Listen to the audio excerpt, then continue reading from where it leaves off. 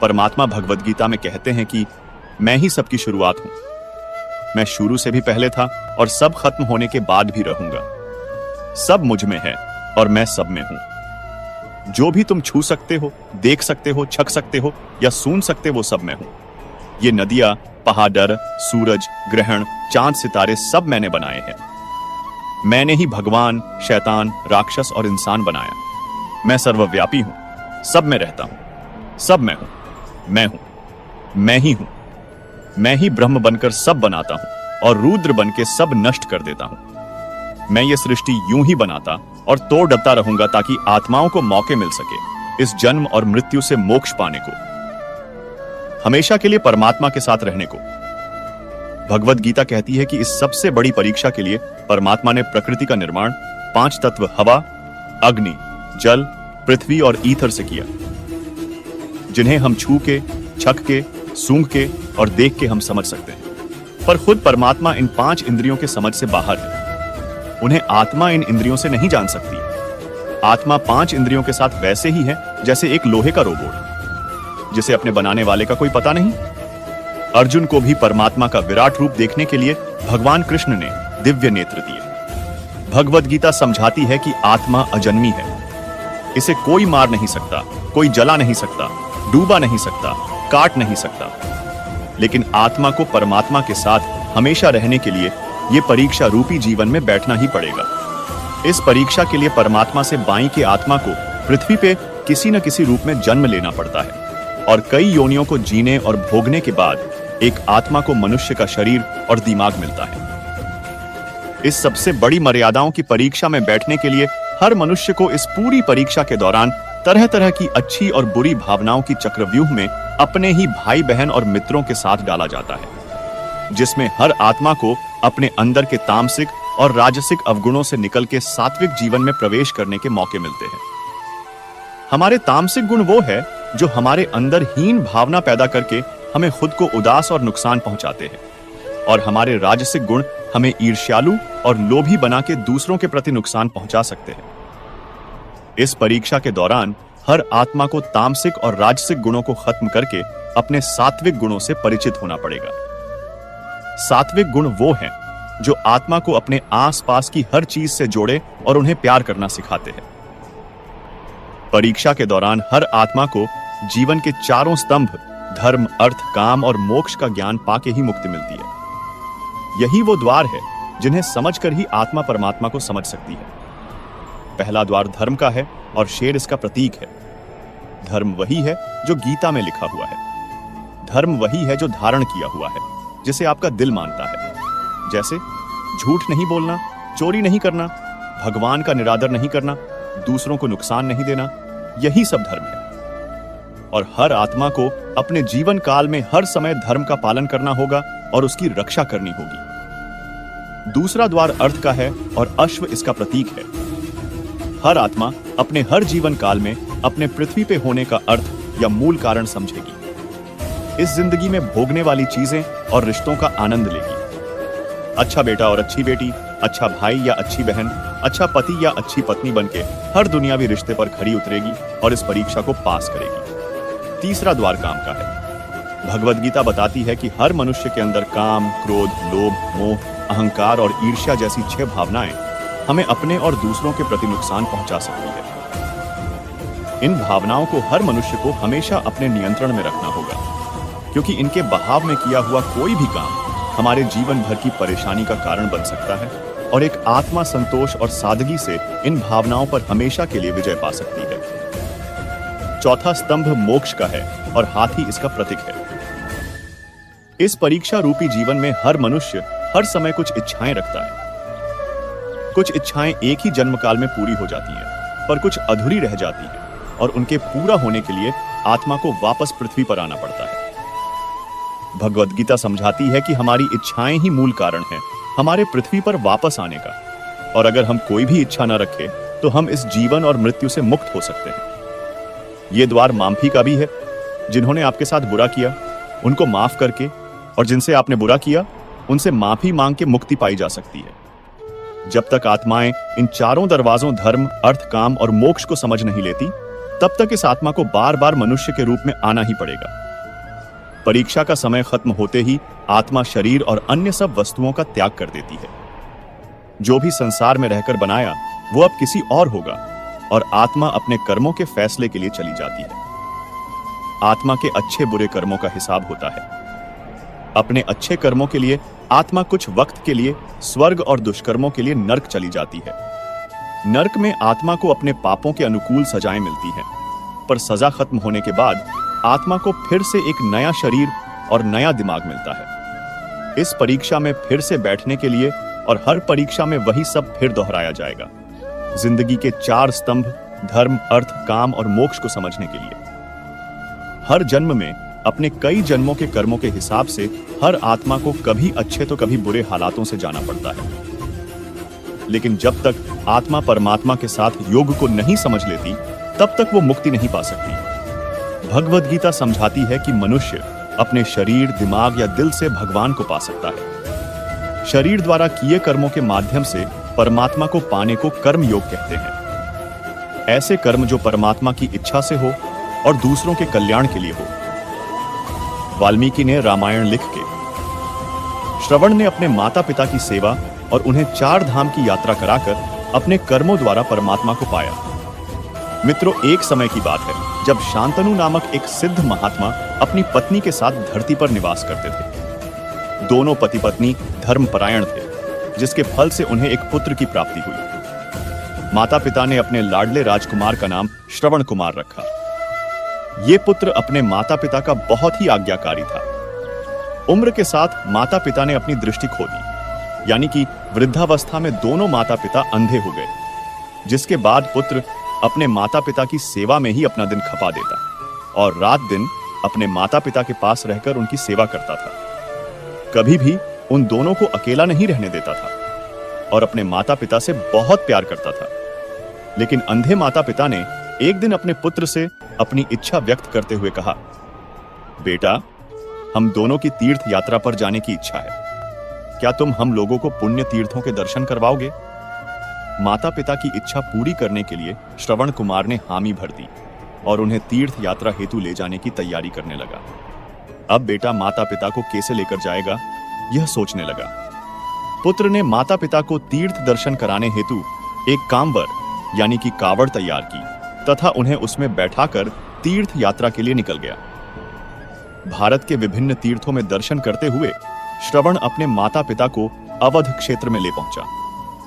अब वहां पहुंचे ही थे कि श्रवण के माता पिता को प्यास लग गई, तो श्रवण ने उन्हें एक वट वृक्ष की छांव के नीचे बैठाया और स्वयं सरयू नदी में पानी लेने चला गया। संयोगवश उसी समय राजा दशरथ शिकार खेलने वन में आए हुए थे। जैसे ही श्रवण कुमार ने सरयू में जल भरने हेतु लोटा डुबाया, उसके स्वर ने राजा दशरथ का ध्यान अपनी ओर खींच लिया। उन्हें लगा नदी में कोई हिरण पानी पी रहा होगा, इसलिए उन्होंने शब्द भेदी बाण चलाया जो सीधा श्रवण को आ लगा। श्रवण को चीख सुनते ही जैसे ही दशरथ उसके पास पहुंचे तो वो ग्लानि से भरे थे। उन्होंने ग्लानि के स्वर में श्रवण को अपना परिचय देते हुए उससे क्षमा याचना की और कहा कि मुझसे पाप हो गया, मैंने सोचा कि हिरण होगा। और राजा दशरथ रोने लग गए, जिसके उत्तर में श्रवण बोला, हे राजन, मेरे माता पिता पास ही एक वट वृक्ष के नीचे बैठे हैं, उन्हें बहुत ही जोर से प्यास लगी हुई है, कृपा कर आप उन्हें जल पिलाकर उनकी प्यास बुझा दीजिए। यह कहते हुए श्रवण ने राजा दशरथ के हाथों में प्राण त्याग दिए। राजा दशरथ श्रवण कुमार की हत्या से काफी दुखी थे, परंतु हिम्मत कर वो श्रवण की अंतिम इच्छा को पूर्ण करते हुए जल लेकर उनके माता पिता के पास गए। माता पिता राजा दशरथ के स्वर से ही पहचान गए कि वो उनका पुत्र नहीं था। उन्होंने कुपित होकर राजन से अपने पुत्र का पता पूछा। राजन, हमारा बेटा कहां है? पानी लेने तो वो गया था, कहां चला गया हमारा बेटा? जिसके बाद राजा दशरथ ने रोते हुए सारा हाल कह सुनाया। अपने पुत्र की मृत्यु की खबर सुनकर उन्होंने राजा दशरथ को शाप दिया, जिस तरह हमें पुत्र वियोग हुआ है, यही परिस्थिति तेरे संग भी बनेगी। तू भी अपने पुत्र के वियोग में हमारी ही तरह प्राण त्याग देगा। यह कहते हुए श्रवण के माता पिता ने अपने प्राण त्याग दिए, परंतु उनके शाप के फल से राम जी के वियोग में राजा दशरथ को प्राण त्यागने पड़े। इसीलिए कहा जाता है कि भगवान के घर पर देर है लेकिन अंधेर नहीं है। क्योंकि ऊपर वाला तुरंत न्याय नहीं करता, वह व्यक्ति के पाप पुण्य के हिसाब से न्याय करता है। अगर आपके पाप ज्यादा है तो पुण्य करने पर भी आपके साथ बुरा हो सकता है, लेकिन इसका मतलब यह नहीं है कि आपने जो पुण्य किया है उसका आपको कभी फल नहीं मिलेगा। फल तो जरूर मिलेगा, ईश्वरीय विधान से मिलेगा, जिसे हम तो क्या आज तक कोई महान महापुरुष भी नहीं समझ पाते, क्योंकि वह भी कर्म के फेर में फंसकर रह जाते हैं। मित्रों, सुख दुख का कारण मनुष्य के कर्म ही है, ग्रह नहीं। मनुष्य जैसा काम करता है वैसा ही फल पाता है। ऐसा काम जिससे किसी का भला हुआ हो, उसके बदले में ईश्वर की व्यवस्था से सुख प्राप्त होता है, और ऐसा काम जिससे किसी का बुरा हुआ हो, उसके बदले में मनुष्य को दुख मिलता है। ईश्वर पूर्ण रूप से न्यायकारी है, वह किसी की सिफारिश नहीं मानता, वह रिश्वत नहीं लेता, उसका कोई एजेंट या पैगंबर या अवतार नहीं है। अच्छे और बुरे दोनों प्रकार के कामों का फल अलग अलग भोगना होता है, वे एक दूसरे को काटकर बराबर नहीं करते। अच्छे और बुरे दोनों प्रकार के कामों का अलग अलग हिसाब रहता है। ऐसा नहीं है कि एक अच्छा काम कर दिया और एक उतना ही बुरा काम कर दिया और वे बराबर होकर कट गए और हमें कोई फल ना मिले। दोनों का अलग अलग फल भोगना होता है। अच्छे और बुरे कामों के फल स्वरूप सुख और दुख साथ साथ भी चल सकते हैं। कुछ अच्छे कामों का फल हम भोग रहे हैं, साथ ही कुछ बुरे कार्यों का फल भी भोग रहे हैं। मनुष्य जन्म में किए कामों के अनुसार ही आगे का जन्म मिलता है। अगर बुरे काम की बजाय अच्छे काम ज्यादा हो तो अगला जन्म मनुष्य का ही मिलता है। अगर बुरे काम ज्यादा हो तो अगला जन्म कामों के अनुसार पशु पक्षी आदि कुछ भी हो सकता है। यह बात सही है कि 84 लाख योनियों में से होकर ही मनुष्य जन्म फिर से मिलता है। हमारे सामने ऐसे बहुत से उदाहरण हैं। बच्चों को अपने पूर्व के जन्म का ज्ञान है और वे पूर्व जन्म में भी मनुष्य योनि में ही थे। अब उनमें कितनी सच्चाई है कितनी नहीं है हम कुछ नहीं कह सकते। भाग्य या प्रारब्ध क्या है? मनुष्य जो भी अच्छा या बुरा काम करता है उसके बदले में उसके अनुसार उसे जो फल मिलता है वही उसका भाग्य है। इस प्रकार अपना भाग्य मनुष्य खुद बनाता है, कोई और नहीं। कोई भी किसी दूसरे का भाग्य नहीं बना सकता है और ही तबाह भी कर सकता है। किसान ने खेती करके जो फसल घर में लाकर रख ली वह उसका भाग्य है। उसकी अपनी मेहनत का फल, किसी भी अच्छे या बुरे काम का फल शासन प्रशासन भी दे सकता है। अगर शासन प्रशासन ना दे तो ईश्वर तो देता ही है, क्योंकि सारी दुनिया चलाने वाले तो भगवान ही है ना। कोई भी कर्म बिना फल के नहीं रहता। जैसे माता पिता अपनी संतानों को बुरे कार्यों से हटाकर अच्छे कामों में लगाने की कोशिश करते हैं, वैसे ही ईश्वर भी करता है। जब मनुष्य कोई बुरा काम करने लगता है तब उसे अंदर से भय, शंका, लज्जा महसूस होती है, और जब वह कोई अच्छा काम करने लगता है उसे आनंद, उत्साह, अभय, खुशी महसूस होती है। यह दोनों प्रकार की भावनाएं ईश्वर की प्रेरणा होती है। मनुष्य कुकर्म क्यों करता है? मान लेना कि कुकर्म के फल से बचने का उपाय कर लेंगे तथा राग, द्वेष और लालच के कारण ही मनुष्य कुकर्म कर बैठता है। अथर्ववेद में कहा है कि कर्म का फल कर्म करने वाले को ही मिलता है। इसमें किसी और का सहारा नहीं होता, ना मित्रों का साथ मिलता है और ना ही घर वालों का। कर्म फल प्राप्ति में कमी या अधिकता नहीं होती। जिसने जैसा कर्म किया उसको वैसा ही और उतना ही फल मिलता है। महाभारत में युद्ध की समाप्ति पर गंधारी श्री कृष्ण से कहती है कि निश्चय ही पूर्व जन्म में मैंने पाप कर्म किए हैं, जो मैं अपने पुत्रों, पोत्रों और भाइयों को मरा हुआ देख रही हूं। मित्रों, आपको बता दें कि महाभारत में धृतराष्ट्र अंधे थे, लेकिन उन्हें यह अंधापन पिछले जन्म में मिले एक श्राप के कारण मिला था। धृतराष्ट्र ने ही गांधारी के परिवार को मरवाया था। लेकिन क्यों मिला था उन्हें अंधे होने का श्राप, और क्यों मरवाया था उन्होंने अपनी पत्नी गांधारी के परिवार को? दोस्तों, भीम ने धृतराष्ट्र के प्रिय पुत्र दुर्योधन और दुशासन को बहुत ही निर्दयता से मार डाला था। इस कारण धृतराष्ट्र भीम को भी मार डालना चाहते थे। जब युद्ध समाप्त हो गया तो श्री कृष्ण के साथ युधिष्ठिर, भीम, अर्जुन, नकुल और सहदेव महाराज धृतराष्ट्र से मिलने पहुंचे। युधिष्ठिर ने धृतराष्ट्र को प्रणाम किया और सभी पांडवों ने अपने अपने नाम लिए प्रणाम किया। श्री कृष्ण महाराज के मन की बात पहले से ही समझ गए थे कि वे भीम का नाश करना चाहते हैं, क्योंकि भीम ने ही उनके पुत्र दुर्योधन को मारा था। इसलिए वह दुर्योधन का बदला भीम से लेना चाहते थे। धृतराष्ट्र ने भीम को गले लगाने की इच्छा जताई तो श्री कृष्ण तो भगवान थे, वो पूरी बात पहले ही समझ गए थे।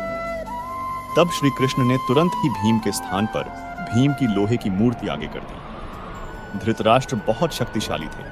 उन्होंने क्रोध में आकर लोहे से बनी भीम की मूर्ति को दोनों हाथों से दबोच लिया और मूर्ति को ध्वस्त कर डाला। मूर्ति तोड़ने की वजह से उनके मुंह से भी खून निकलने लगा और वे जमीन पर गिर गए। कुछ ही देर में उनका क्रोध शांत हुआ तो उन्हें लगा कि भीम मर गया है, तो वे रोने लगे। तब श्री कृष्ण ने महाराज से कहा कि भीम जीवित है। आपने जिसे तोड़ा है वह तो भीम के आकार की मूर्ति थी। इस प्रकार श्री कृष्ण ने भीम के प्राण बचा लिए। मित्रों, हमें पुराणों से यह बात पता चलती है कि धृतराष्ट्र अपने पिछले जन्म में एक बहुत दुष्ट राजा था। एक दिन उसने देखा कि नदी में एक हंस अपने बच्चों के साथ आराम से विचरण कर रहा है। उसने आदेश दिया कि उस हंस की आंख फोड़ दी जाए और उसके बच्चों को मार दिया जाए। इसी वजह से अगले जन्म में वह अंधा पैदा हुआ और उसके पुत्र भी उसी तरह मृत्यु को प्राप्त हुए जैसे उस हंस के।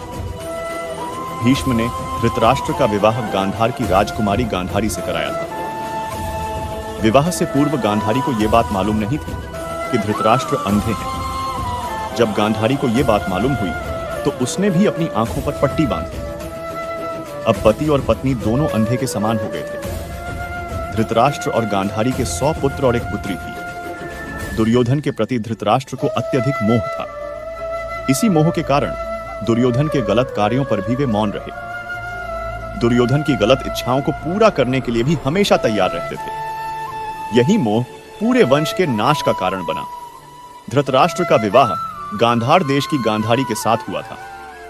गांधारी की कुंडली में दोष होने की वजह से एक साधु के कहे अनुसार उसका विवाह पहले एक बकरे के साथ किया गया था। बाद में उस बकरे की बलि दे दी गई थी। यह बात गांधारी के विवाह के समय छुपाई गई थी। जब धृतराष्ट्र को इस बात का पता चला तो उसने गांधार नरेश सुबाला और उसके 100 पुत्रों को कारावास में डाल दिया और काफी यातनाएं दी। एक एक करके सुबाला के सभी पुत्र मरने लगे। उन्हें खाने के लिए सिर्फ मुट्ठी भर चावल दिए जाते थे। सुबाला ने अपने सबसे छोटे बेटे शकुनी को प्रतिशोध के लिए तैयार किया। सब लोग अपने हिस्से के चावल शकुनी को देते थे ताकि वह जीवित रहकर कौरवों का नाश कर सके। मृत्यु से पहले सुबाला ने धृतराष्ट्र से शकुनी को आजाद करने की विनती की, जो धृतराष्ट्र ने मान ली। सुबाला ने शकुनी को अपनी हड्डी के पासे बनाने के लिए कहा। वही पासे कौरव वंश के नाश का कारण बने। शकुनी ने हस्तिनापुर में सबका विश्वास जीता और 100 कौरवों का अभिभावक बना। उसने न केवल दुर्योधन को युधिष्ठिर के खिलाफ किया बल्कि महाभारत के युद्ध का आधार भी बनाया। युद्ध के बाद धृतराष्ट्र और गांधारी पांडवों के साथ एक ही महल रहने लगे थे। भीम अक्सर धृतराष्ट्र से ऐसी बातें करते थे जो कि उन्हें पसंद नहीं थी। भीम के ऐसे व्यवहार से धृतराष्ट्र बहुत दुखी रहने लगे थे। वे धीरे धीरे 2 दिन या 4 दिन में एक बार भोजन करने लगे। इस प्रकार 15 वर्ष निकल गए। फिर एक दिन धृतराष्ट्र के मन में वैराग्य का भाव जाग गया और वे गांधारी के साथ वन में चले गए।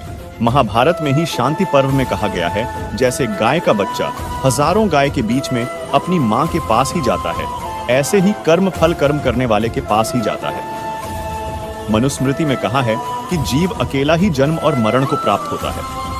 अकेला ही अच्छे कर्मों का फल, सुख और बुरे कामों का फल दुख के रूप में भोगता है। एक पुराण में भी बताया गया है कि अरबों कल्प बीत जाने पर भी बिना कर्म फल को भोगे उनसे छुटकारा नहीं मिल सकता। चाणक्य भी कहते हैं कि किए हुए अच्छे और बुरे कर्मों का फल अवश्य भोगना होता है। श्री कृष्ण ने गीता में कहा है कि हमारे सुखों और दुखों के लिए परमात्मा उत्तरदायी नहीं है, बल्कि हमारे अच्छे और बुरे कर्म उत्तरदायी हैं।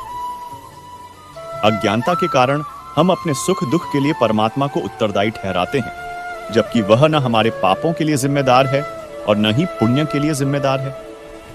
मित्रों, अगर आप इस बहुमूल्य ज्ञान का लाभ अधिक से अधिक लेना चाहते हैं तो हमारे चैनल को सब्सक्राइब करें और हर रोज सुबह और रात को सोने से पहले ज्ञान की बातें जरूर सुनें और दूसरों को भी सुनाएं, क्योंकि जिस तरह खुशियां बांटने से मिलती है उसी प्रकार इस ज्ञान को आप जितने ज्यादा लोगों के साथ शेयर करेंगे उतना ही भगवान श्री कृष्ण की कृपा और इस गीता ज्ञान की ज्योति आपके जीवन में भी प्रकाश फैलाएगी। मित्रों, वाल्मीकि ने रामायण के युद्ध कांड में कहा है कि रावण के मारे जाने के बाद जब हनुमान लंका में सीता को राम की विजय का समाचार सुनाने गए, तब सीता ने हनुमान से कहा, मैंने यह सब दुख पूर्व जन्म में किए हुए कामों के कारण ही पाया है, क्योंकि अपना किया हुआ ही भोगा जाता है।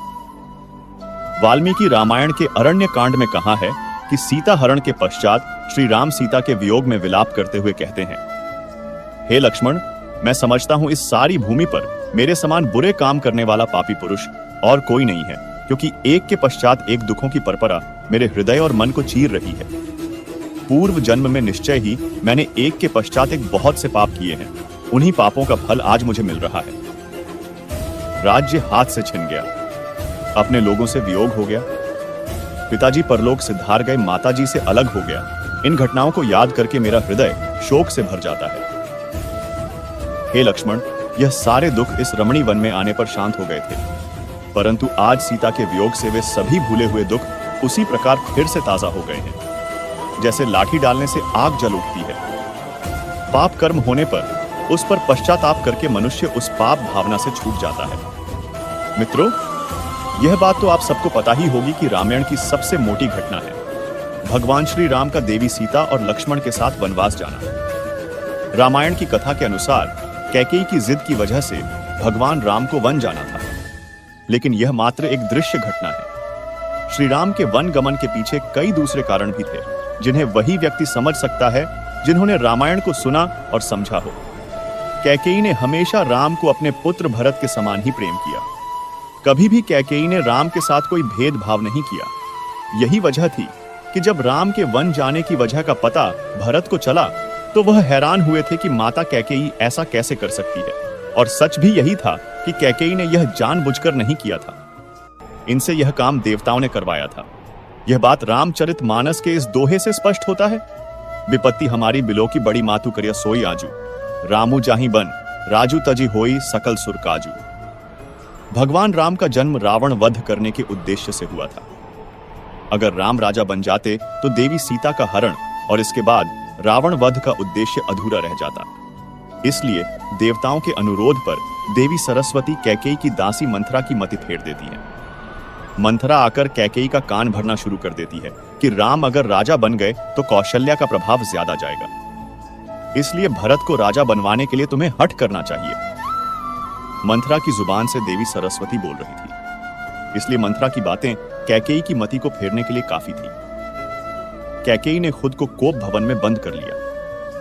राजा दशरथ जब कैकेयी को मनाने पहुंचे तो कैकेयी ने भरत को राजा और राम को 14 वर्ष का वनवास का वचन मांग लिया। इस तरह भगवान राम को वनवास जाना पड़ा। इसके अलावा जो कारण है उसका संबंध एक शाप से है। नारद मुनि के मन में एक सुंदर कन्या को देखकर विवाह की इच्छा जगी। नारद मुनि नारायण के पास पहुंचे और हरि जैसी छवि मांगी। हरि का मतलब विष्णु भी होता है, वानर भी। भगवान ने नारद को वानर मुख दे दिया। इस कारण से नारद मुनि का विवाह नहीं हो पाया। क्रोधित होकर नारद मुनि ने भगवान विष्णु को शाप दे दिया कि आपको देवी लक्ष्मी का वियोग सहना होगा और वानर की सहायता से ही आपका वापस मिलन होगा। इस शाप के कारण राम सीता का वियोग होना था, इसलिए भी राम को वनवास जाना पड़ा। पांचवां और सबसे मोटा कारण स्वयं भगवान श्री राम है। तुलसीदास जी ने रामचरितमानस में लिखा है, होई ही सोई जो राम रचि राखा, यानी भगवान राम की इच्छा के बिना कुछ भी नहीं होता। भगवान राम स्वयं ही अपनी लीला को पूरा करने के लिए वन जाना चाहते थे, क्योंकि वन में उन्हें हनुमान से मिलना था, सबरी का उद्धार करना था, धरती पर धर्म और मर्यादा की सीख देनी थी। इसलिए जन्म से पहले ही राम यह तय कर चुके थे कि उन्हें वन जाना है और पृथ्वी से पाप का भार कम करना है। तो इस प्रकार भगवान ने समझाया था कि कर्म का फल भगवान होकर भी उन्हें भी भोगना पड़ा था। मित्रों, अपने किए हुए कर्म के फल से बचने का शास्त्रों में कहीं कोई उपाय नहीं बताया। पाप का फल अवश्य मिलेगा, यह सोचकर मनुष्य को कर्म करने से नहीं बचना चाहिए। लोग पूछते हैं कि कुकर्म से बचने के उपाय क्या है। अपने आप को ईश्वर के साथ होने से मनुष्य पाप कर्म से बच सकता है, यह जानकर कि ईश्वर हर समय मेरे साथ है, मेरे सभी कामों को देखता है तथा उसके अनुसार मुझे फल भी देता है, तभी मनुष्य दुष्कर्म से बच सकता है। महाभारत में कहा है कि धर्म का सर्वस्व जानना चाहते हो तो सुनो, दूसरों का जो व्यवहार आपको अपने विरुद्ध लगता है, अर्थात दूसरों का जो व्यवहार आपको पसंद नहीं आता, वैसा व्यवहार आप दूसरों के साथ मत करो। जैसे अग्नि अपने पास आई लाठी को जला देती है, ऐसे ही वेद का ज्ञान मनुष्य में पाप की भावना को जला देता है, अर्थात वेद के स्वाध्याय से मनुष्य में पाप कर्म करने की भावना समाप्त हो जाती है। यजुर्वेद में बताया है कि जो मनुष्य अपनी आत्मा का हनन करते हैं, अर्थात मन में कुछ और बोलते कुछ और करते कुछ और है, वैसे मनुष्य असुर दैत्य राक्षस पिशाच समान है, वे कभी भी आनंद को प्राप्त नहीं करते। जो आत्मा मन वाणी और कर्म से कपट रहित एक आचरण करते हैं वही देवता है। वैसा मनुष्य लोक और परलोक में सुख भोगते हैं। सत्य की ही जीत होती है, झूठ की नहीं। सत्य पर चलकर ही मनुष्य देवता बनता है। लोग सत्य पर चलकर ही परमात्मा को पाकर आनंद प्राप्त करते हैं। ईश्वर की न्याय व्यवस्था में जो किसी का जितना भला करेगा उसको उतना ही सुख मिलेगा, और जितना किसी का बुरा करेगा उतना ही उसे दुख मिलेगा। इस प्रकार सत्य और पक्षपात रहित न्याय का आचरण तथा परोपकार के कार्य ही सुखरूप फल देने वाले हैं। क्रिया की प्रतिक्रिया का नियम शाश्वत है, इसे सर्वत्र देखा और अनुभव किया जा सकता है। क्रियाओं के जैसे बीज होंगे वैसे ही फल परिणाम के रूप में सामने आएंगे। गेहूं का बीज गलकर अपने अदृश्य असंख्य बीज पैदा करता है। आम का बीज गलकर आम ही पैदा करता है। नीम का बीज गलता है, वह नीम का वृक्ष ही पैदा करता है। गेहूं के बीज से नीम का वृक्ष आया ऐसा ना तो देखा गया और नहीं सुना गया। प्रकृति के उपवन में कर्मफल व्यवस्था के उदाहरण सर्वत्र देखे जाते हैं। जब माली मन चाहे पुष्पों के लिए उनके पौध लगाता, तत्काल बिना किसी प्रकार के प्रतिदान की अपेक्षा किए उन्हें सींचता रहता है, उनका पालन करता है। किसान भी इसी प्रकार के मनोयोग धैर्य का परिचय देता है। फल पाने में उतावला नहीं होता, क्योंकि उन्हें यह मालूम होता है कि समय पर फल मिलेगा ही कर्मों का सुनिश्चित फल। लेकिन कुछ मानवीय कृत्य ऐसे होते हैं जिनका तत्काल फल नहीं मिलता। भले कर्मों के सुनिश्चित परिणाम होते हुए भी तुरंत मिलते ना देखकर कितने ही व्यक्ति उस शाश्वत व्यवस्था पर उंगली उठाते संदेह करते हैं जिसे कर्मफल सिद्धांत के रूप में जाना जाता है। कितने व्यक्ति तो धरती तथा उसकी नियम व्यवस्था पर भी आशंका व्यक्त करने लगते हैं। उन्हें यह बात भली भांति जाननी चाहिए कि भगवान किसी को ना तो दंड देता है और ना पुरस्कार। वह केवल विधि व्यवस्था का विधायक और नियंता मात्र है। सृष्टि की क्रमबद्ध और समस्ता को बनाए रखने भर का ध्यान रखता है। व्यक्तिगत जीवन में उसका हस्तक्षेप नहीं के बराबर है। हर किसी को उसने यह पूरी आजादी दी है कि जो चाहे जिस तरह सोचे या करे, साथ ही विवेक का अनुदान देकर यह भी स्पष्ट कर दिया है कि चिंतन कर्तव्य का स्तर ही उसके सामने दंड पुरस्कार के रूप में सामने आएगा। स्वतंत्रता दिशा अपनाने भर की है, पर जो गलत मार्ग पर चलेगा वह चुभन से बच न सकेगा। ईश्वर ने मनुष्य को जितना स्वावलंबी बनाया है उतना ही परावलंबी भी बनाया है। सर्वत्र स्वतंत्र मनुष्य नहीं, ईश्वर ही है। ईश्वर इसीलिए स्वतंत्र है कि उसने नियम व्यवस्था बनाई है और उसने सर्वप्रथम अपने को बांधा है। जहां विश्व का कण कण किसी विधान से बंधा है, उसी प्रकार ईश्वर भी मर्यादा पुरुषोत्तम है। मर्यादा टूटने ना पाए, उन्हें खराब करने का कोई दुस्साहस न करे, इसलिए उसने अपने को भी प्रतिबंधित किया है। मित्रों, कर्मफल तत्काल मिले ऐसी विधि व्यवस्था इस संसार में नहीं है। क्रिया और प्रतिक्रिया के बीच कुछ समय का अंतराल रहता है। बीज बोते ही फल फूलों से लगा वृक्ष सामने प्रस्तुत नहीं होता। गर्भ धारण के अगले क्षण ही जन्म नहीं होता, और जन्म के उपरांत तत्काल नवजात शिशु किशोर या प्रौढ़ नहीं बन जाता। अभिभावकों को उसके लिए धैर्य रखना होता है। बीज का फल वृक्ष और गर्भाधान का फल समर्थ संतान होता है। यह सही है, पर यह भी सही है कि आरंभ और परिणाम के बीच कुछ अंतर अवश्य रहता है। हथेली पर सरसों बाजीगर ही जमा सकते हैं। किसान को उसके लिए 6 महीने तक साधना और प्रतीक्षा करनी होती है। गाय के पेट में घास जाकर दूध में बदलती है। इसे कौन नहीं जानता, पर यह लाभ धैर्य पूर्वक ही उठाया जा सकता है। भगवत गीता में भगवान श्री कृष्ण ने कहा है कि कर्म करते जाओ, फल की चिंता मत करो, अर्थात तुम केवल कर्म करो और फल की चिंता त्याग दो।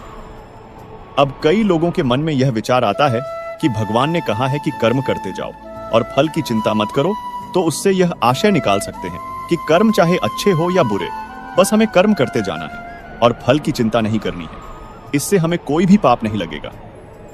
अब जरा ध्यान दीजिए कि भगवान श्री कृष्ण ने कहा है कि तुम्हें कर्म निष्काम भाव से करना है। सबसे पहले तो मैं बता दूं कि निष्काम भाव क्या है। निष्काम भाव का अर्थ है कि अहंकार, मोह, कामनाएं आदि के भावों से रहित होकर हमें कर्म करना है। जब यह दुर्गुण हमारे अंदर होंगे ही नहीं, तो निश्चित सी बात है कि हम अपने स्वार्थ की पूर्ति हेतु कर्म करेंगे ही नहीं। जब हम अपने स्वार्थ के हेतु कर्म करेंगे ही नहीं, तो पाप और पुण्य उत्पन्न होंगे ही नहीं, जिससे हमें इस लोक में फिर से पाप और पुण्य के फलों को भोगने के लिए जन्म लेना ही नहीं होगा, जिसके कारण हम मोक्ष के अधिकारी बन जाएंगे। फल की कामना हेतु कर्म ना करने का आशय केवल यही है कि तुम फल की इच्छा से कर्म ना करके केवल अपने कर्तव्यों, अपने धर्म के पालन हेतु कर्म करो। अर्थात तुम जो भी कर्म कर रहे हो वह तुम केवल अपने धर्म, अपने कर्तव्यों का पालन कर रहे हो। भगवत गीता में कई बातों को समझना आसान नहीं, क्योंकि जीवन दर्शन से संबंधित हर कथन में बहुत गहराई है। इसको समझने के लिए बहुत मंथन करना होता है। कर्म करो, फल की इच्छा ना करो। एक ऐसा कथन है जो कि 2-3 वर्ष तक मुझे भी विरोधाभासी लगता था, यानी कि जिंदगी देखने के बाद भी इस कथन को, इसके गुप्त रहस्य को समझ नहीं पाया था। गीता में दिए गए ज्ञान को समझने के लिए आत्मचिंतन और मनन की आवश्यकता है, और आत्मचिंतन, आत्ममंथन का विचार आने के लिए बुद्धि का परिपक्व होना जरूरी है। जिंदगी में कुछ बातें अकल आने के बाद ही संभव होती है। श्री कृष्ण कहते हैं कि कर्म करो, लेकिन फल की अपेक्षा मत करो। यहाँ कर्म करने पर इसलिए जोर दिया गया है कि कर्म का क्या परिणाम होगा इसे कोई नहीं जानता किसी आदमी को। जब कर्म का परिणाम यानी फल वही मिलता है जिसकी उसे अपेक्षा थी, तो उसे प्रसन्नता होती है और संतोष का एहसास होता है कि चलो, मेरा कर्म की मेहनत बेकार नहीं गई। परंतु जब किसी व्यक्ति को अपने कर्म या अपनी मेहनत से अपनी अपेक्षाओं के अनुरूप परिणाम या फल नहीं मिलता, तो उसे दुख होता है, गुस्सा भी आता है और उसकी अशांति का कारण भी बनता है। वास्तविकता में देखा जाए तो आदमी को इसी कर्म के फल की अपेक्षा से मिले। दुख, अशांति से बचाने के उद्देश्य से ही श्री कृष्ण ने कर्म पर ध्यान देने और फल की चिंता न करने की सलाह दी थी। सीधी भाषा में कहे तो श्री कृष्ण का जोर मंजिल की चिंता किए बिना यात्रा को पूरे दिल से करने पे है। यात्रा अगर पूरे दिल से की जाए तो मंजिल से कहीं भी कहीं गुना आनंदित कर सकती है। किसी भी कर्म का परिणाम या फल भविष्य में ही हो सकता है। वृक्षों पर या इंसान के जीवन में भी फल तुरंत नहीं लगते। अब अगर कोई माली पौधों या वृक्षों में पानी, खाद देते हुए भविष्य में होने वाली फसल से संबंधित सोच विचार करेगा, तो उसे उस भविष्य की फसल से संबंधित विचार तनाव ही देंगे। श्री कृष्ण का यह संदेश मनुष्य को भविष्य के तनाव से बचाने का अचूक उपाय है।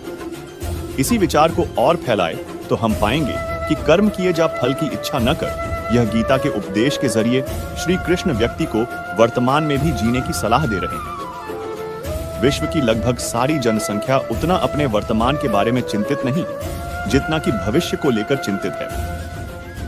हम लोग वर्तमान में कम ही रहते हैं। अगर कोई हमें मिलने हमारे वर्तमान में आए तो वर्तमान के पते पर हम कम ही मिलते हैं। हम अक्सर या तो अपने भूतकाल में विश्लेषण करते पाए जाते हैं या फिर भविष्य की योजनाएं बनाते मिलेंगे। कर्म करने पर ध्यान देने वाला व्यक्ति वर्तमान में ही रहेगा, वह भविष्य में जा ही नहीं सकता।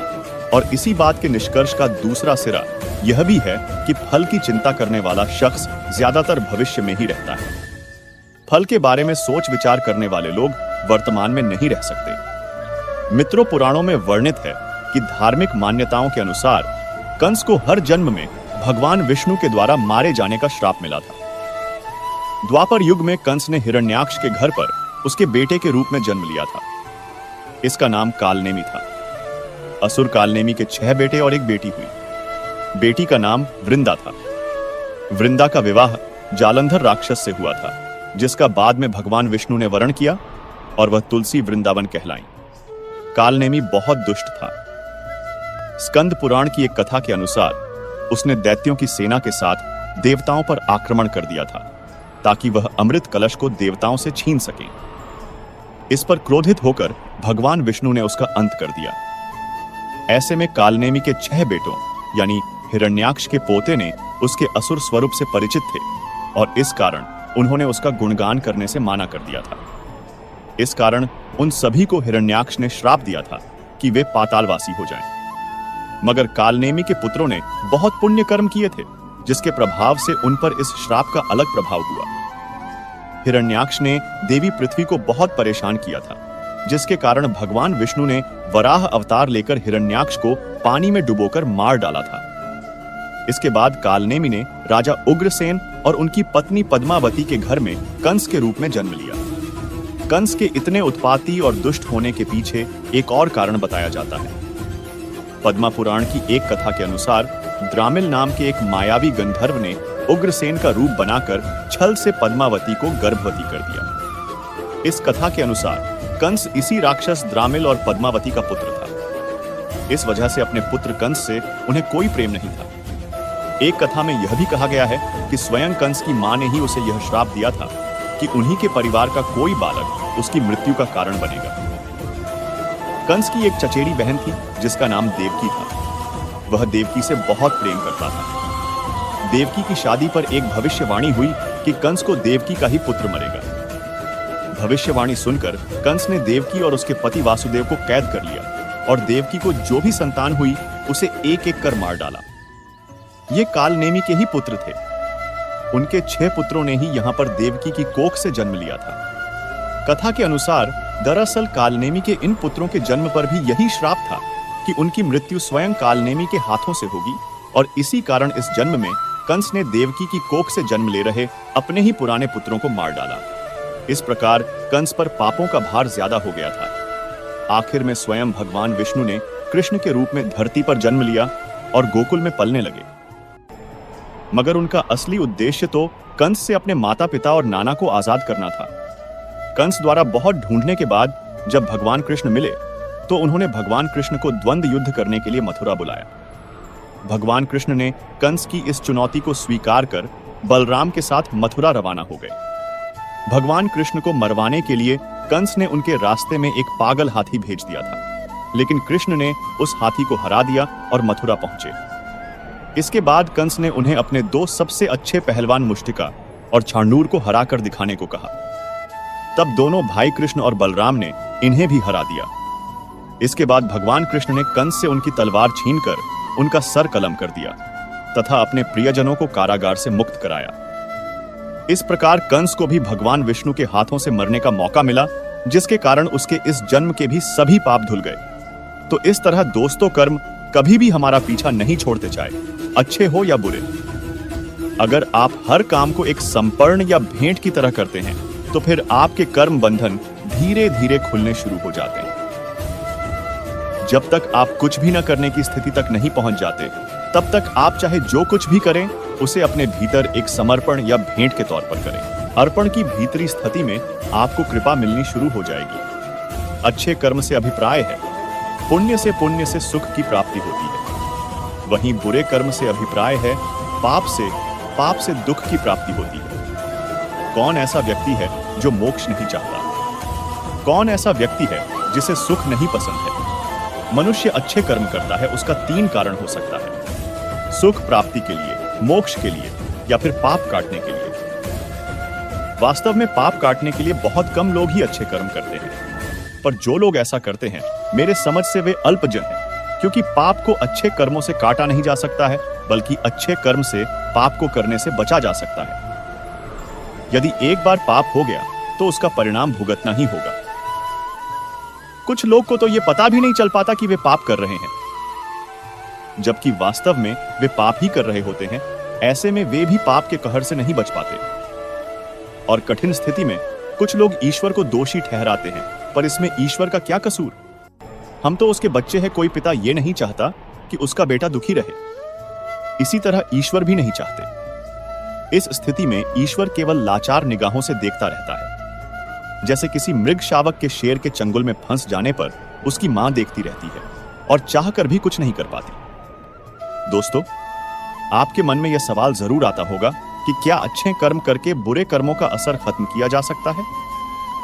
मित्रों, जब श्री कृष्ण महाभारत के युद्ध पश्चात लौटे तो गुस्से में भरी रुक्मिणी ने उनसे पूछा, बाकी सब तो ठीक था, किंतु आपने द्रोणाचार्य और भीष्म पितामह जैसे धर्मपरायण लोगों के वध में क्यों साथ दिया?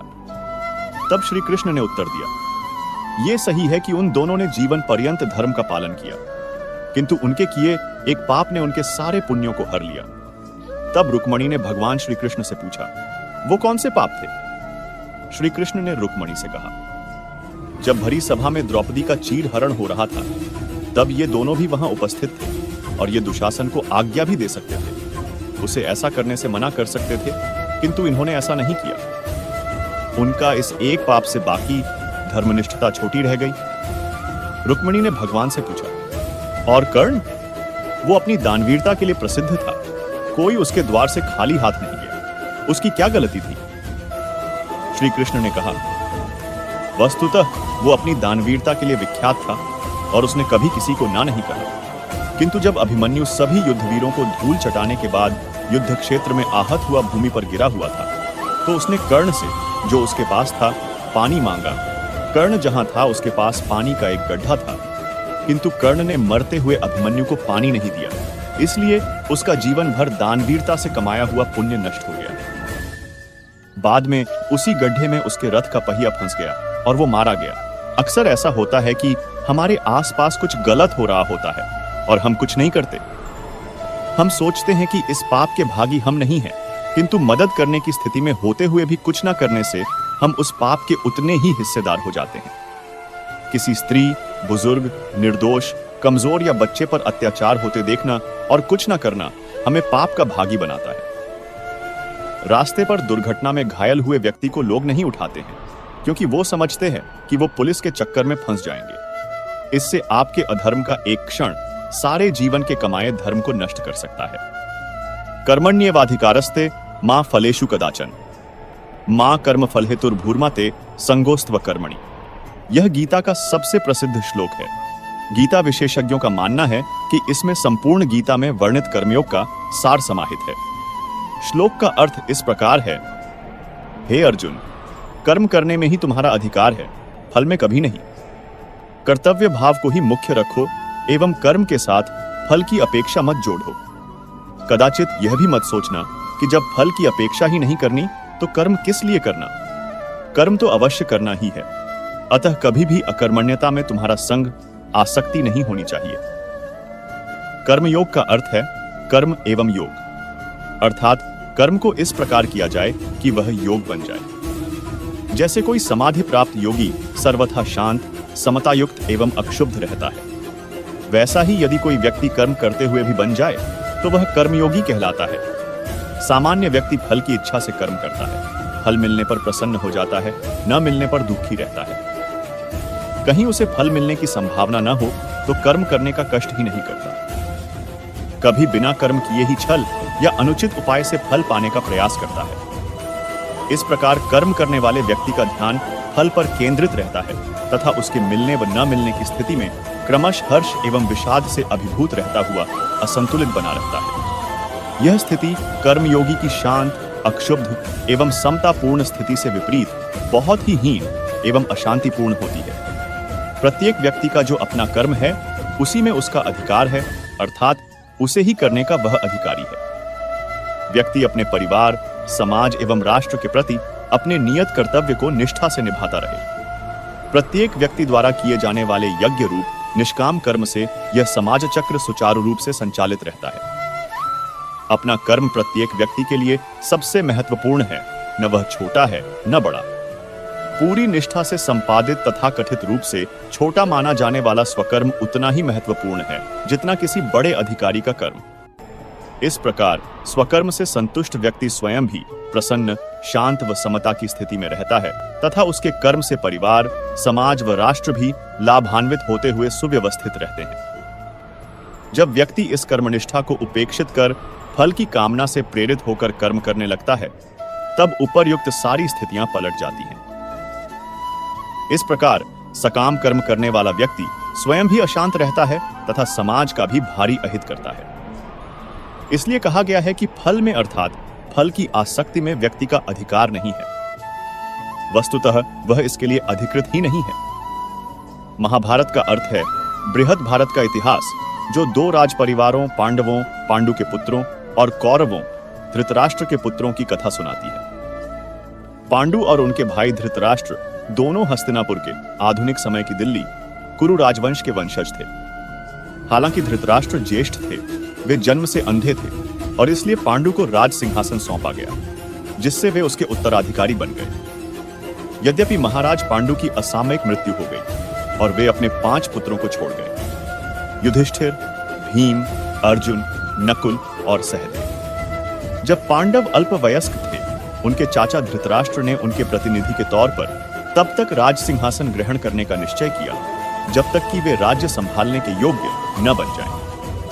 लेकिन उनके अपने पुत्रों के प्रति अत्यधिक मोह के कारण धृतराष्ट्र ने कपट प्रबंध किया, जिससे कि दुर्योधन के नेतृत्व में उनके अपने पुत्र राज सिंहासन के उत्तराधिकारी बन जाए। इस परिणाम को पाने के लिए अपने पिता की अनुमति सहित दुर्योधन ने पांडवों की हत्या करने के लिए अनेक प्रयास किए। पितामह भीष्म, चाचा विदुर और शस्त्र गुरु द्रोण के बुद्धिपूर्ण मंत्रणा के बावजूद दुर्योधन ने अपने चचेरे भाइयों के विरुद्ध षड्यंत्र रचना जारी रखा। फिर भी श्री कृष्ण की छत्र छाया में रहकर पांडव ने उसके सभी जानलेवा षड्यंत्रों को विफल बना दिया। ऐतिहासिक तौर पर श्री कृष्ण पांडु की पत्नी रानी कुंती के भतीजे थे और इस हिसाब से वे पांडवों के ममेरे भाई थे। परंतु कृष्ण केवल एक युवराज नहीं, बल्कि स्वयं परम पुरुष भगवान थे, जो पृथ्वी पर अपनी लीलाएं रचने एवं धर्म की स्थापना और प्रतिपादन लिए अवतीर्ण हुए थे। उनकी धर्मनिष्ठा के कारण पांडव सदैव कृष्ण के कृपा पात्र थे। अनेक जानलेवा प्रयासों के पश्चात अंत में दुर्योधन पांडवों को खोटे पांसों के खेल की चुनौती देते हैं। दुर्योधन कपट से खेल जीत जाते हैं और पांडव अपना राज्य खो बैठते हैं। परिणाम स्वरूप पांडवों को बलपूर्वक 13 वर्षों के वनवास पर भेज दिया जाता है। अपने 13 वर्षों के वनवास की समाप्ति के पश्चात पांडव अपनी राजधानी में लौट आते हैं और दुर्योधन से अपना राज्य वापस करने का अनुरोध करते हैं। जब घमंडी दुर्योधन उन्हें साफ मना कर देते हैं, तब वे उनसे कम 5 गांव का राज्याधिकार मांगते हैं। इस पर दुर्योधन बेरुखी से जवाब देते हैं कि वे उन्हें एक सुई घुसाने के बराबर भी भूमि नहीं देंगे। हालांकि पांडव श्री कृष्ण को दूत बनाकर उन्हें दुर्योधन से संधि करने के लिए भेजते हैं, फिर भी दुर्योधन उनकी एक नहीं सुनता। अत युद्ध अब अनिवार्य हो चुका था। श्रीमद् भगवद गीता का प्रवचन कुरुक्षेत्र में युद्ध के पहले दिन हुआ था। जब दोनों सेनाएं युद्ध के लिए तैयार होती हैं, दृष्टिहीन धृतराष्ट्र अपने राज दरबार में अपने वफादार सेवक संजय के साथ बैठते हैं और उनसे प्रश्न करते हैं कि धर्मनिष्ठ पांडव क्या कर रहे हैं। महामुनि व्यास के शिष्य संजय को दिव्य दृष्टि का सौभाग्य प्राप्त था, जिससे कि वे रणभूमि से दूर हस्तिनापुर में बैठकर ही युद्ध को देख सकते थे। संजय फिर वृद्ध राजा को श्री कृष्ण और अर्जुन के बीच हुए पावन वार्तालाप को सुनाते हैं। इस प्रकार भगवद गीता को संजय ने सुना और मानव जाति की आध्यात्मिक भलाई के लिए उसे धृतराष्ट्र को दोहराया। श्रीमद् भगवद गीता का प्रथम शब्द धर्म है। कभी कभी धर्म को गलत रूप से मजहब या मान्यता समझा जाता है, किंतु यह उचित नहीं है। धर्म वह सर्वोत्कृष्ट कर्तव्य या ज्ञान है जो हमारी चेतना को उच्च स्तर की ओर ले जाता है, ताकि वह परम सत्य के साथ सीधा संबंध स्थापित कर सके। इसे सनातन व शाश्वत धर्म के नाम से भी जाना जाता है, जो सभी जीवों की स्वाभाविक प्रकृति है। भगवद गीता धर्म शब्द से प्रारंभ होता है, अतः हम शुरुआत से ही समझ सकते हैं कि भगवद गीता किसी हठ धर्मिता या कट्टरपंथी विचारधारा के बारे में नहीं है।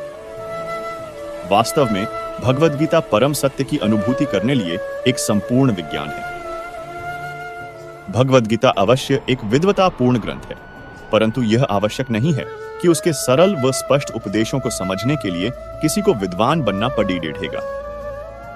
निश्चित ही अर्जुन, जो भगवद गीता के पहले छात्र थे, वे कोई विद्वान नहीं बल्कि एक योद्धा थे। भूतकाल में अनेक महान विद्वानों ने, गुरुओं ने एवं आत्मबोध युक्त ज्ञानियों ने गीता के सहायक के तौर पर ज्ञानवर्धक टिप्पणियां लिखी हैं, जैसे कि उसका यथार्थ तात्पर्य, उसकी काव्यात्मकता, उसका सिद्धांत और उसकी गुप्त निधि, जिससे कि उनके समय के तथा आगामी पीढ़ियों के लोगों को श्री कृष्ण के उपदेशों की बेहतर समझ हो। भगवद गीता के उपदेश नित्य एवं अपरिवर्तनशील हैं, लेकिन समय जिससे हम घिरे हुए हैं वह सदैव बदलता रहता है। इसलिए हमारे जीवन का दृष्टिकोण, हमारी प्रस्तुत परिस्थिति और हमारी आवश्यकताएं सदैव बदलती रहती हैं। 17वीं शताब्दी के विख्यात टीकाकार श्री विश्वनाथ चक्रवर्ती ठाकुर के अनुसार गीता के पहले 6 अध्याय कर्म से संबंधित हैं, अगले 6 अध्याय भक्ति से और अंत के 6 अध्याय ज्ञान से संबंधित हैं। परंतु जीवन के सबसे जटिल प्रश्नों के उत्तर गीता के सभी अध्यायों में सर्वत्र पाए जाते हैं। अनादिकाल से भगवद गीता पूर्व और पश्चिम दोनों के अनेक महान विचारकों तथा दार्शनिकों के लिए प्रेरणा का प्रधान स्रोत रहा है। बीते समय में गीता पर पहला भाष्य आदि शंकराचार्य ने लिखा था, जो वे पहले आचार्य थे जिन्होंने गीता को एक पृथक ग्रंथ के रूप में स्वीकार किया। तत्पश्चात रामानुजाचार्य, मध्वाचार्य, श्रीधर स्वामी आदि जैसे महान गुरुओं ने श्रीमद् भागवत गीता पर भाष्य लिखे, जिससे आदि शंकराचार्य के निराकार अर्थ प्रकाशन के बिल्कुल विपरीत गीता का मूलभूत भक्तिपरक अभिप्राय व्यक्त हुआ। आपको गीता इसलिए पढ़नी चाहिए क्योंकि दुनिया के लगभग हर व्यक्ति के मन में जीवन व जगत से जुड़ी भ्रम और संशय हर पल उत्पन्न होते रहते हैं। पाप और पुण्य, धर्म और अधर्म, शुभ और अशुभ, सत्य और असत्य, उचित व अनुचित के साथ प्रकृति, जीव, ईश्वर, जीवन और मृत्यु, पूर्व जन्म तथा पुनर्जन्म आदि के विषय में हमेशा एक उलझन या असमंजस की स्थिति बनी रहती है। आम लोगों से लेकर विद्वानों तक के मन एवं हृदय में यह ऊहापोह या संशय की स्थिति बार बार जन्म लेती है। इससे जीवन में एक अड़चन, अविश्वास, मानसिक तनाव, निराशा और आत्मग्लानि का भाव व विचार पैदा हो जाता है। व्यक्ति अंत में निराश और हताश होकर बैठ जाता है, कोई निर्णय नहीं ले पाता और परिणाम स्वरूप बुद्धिमान और विद्वान व्यक्ति भी निराशा और हताशा के जंगल में फंस जाता है। भगवत गीता में भगवान श्री कृष्ण शरण में आए हुए अर्जुन को एक माध्यम बनाकर इस दुनिया के हर व्यक्ति को उसी हताशा, निराशा तथा मानसिक तनाव से बाहर निकलने और जीवन तथा जगत के भ्रम को दूर करने का उपदेश देते हैं। तो मित्रों, आइए श्रीमद् भगवद गीता को पूरा पे आज के इस जिंदगी के असली मायने मसझे और परमात्मा के साथ योग लगाए। अगर आपको यह भगवद गीता का सार पसंद आया तो इसे औरों के साथ जरूर शेयर करें, ताकि सब आत्माएं अपने यहाँ होने का मूल रूप समझ सके और इस जन्म और मृत्यु से मुक्ति पाके हमेशा परमात्मा के साथ रह सके। धन्यवाद।